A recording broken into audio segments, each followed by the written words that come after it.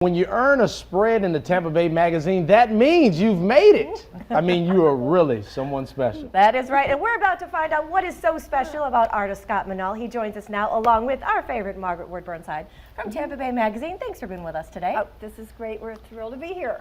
So why did you pick Scott to be with you guys today? Well, for one thing, he did the cover art of our current magazine. Beautiful, beautiful. There's also a feature story about him in there with lots of photos. All right. And in addition to that, he is part of the Ruth Eckerd Hall show that's an exhibit of artwork from covers over the years, over our 30 years for Tampa Bay Magazine. Excellent. First of all, congratulations on 30 years. Oh, You guys thank have been you. a long-time staple. And in I the Bay thought I was Areas only as well. 30 years old. You are, Margaret. You are. With You all are. those ancestors that started the magazine, right? Right? That's what it is. Now, Scott, when I look at this art, I mean, it is really popping out. Tell me about where you got your inspiration from to create this type of art.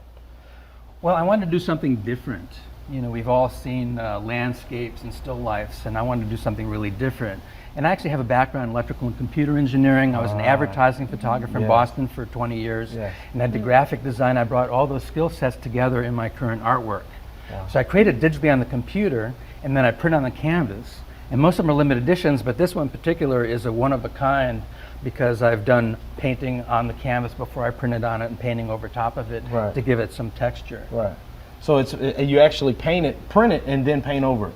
Well, in this case, I painted on the canvas first, and then printed and then painted again on it to give it texture. My collectors, they really enjoy my artwork, but some of them want one of a kind that nobody else has. Right, right. So then I started creating these, what I call my originals. Right. Now, I want to talk about the one behind Michael there, because that one I've kind of been eyeing in the studio. That's my favorite one.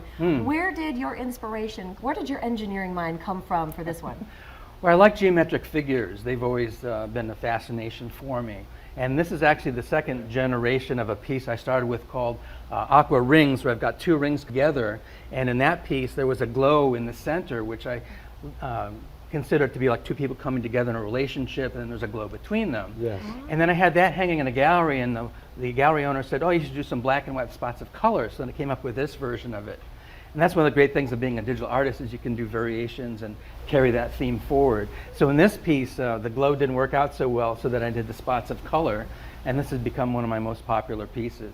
I like spots of color. I like spots of color. We can tell. Spots of color. And it actually gives you some depth. It actually looks like like you're on a beach, and this is the sky. It kind of gives you a 3D look. That's amazing. And that's why I consider an abstract surrealism is the style, because it has both elements of abstract and surrealistic qualities. All right, you guys, thank you so much. Scott, it was wonderful to meet you and get some samples. Margaret, as always, thanks for being here.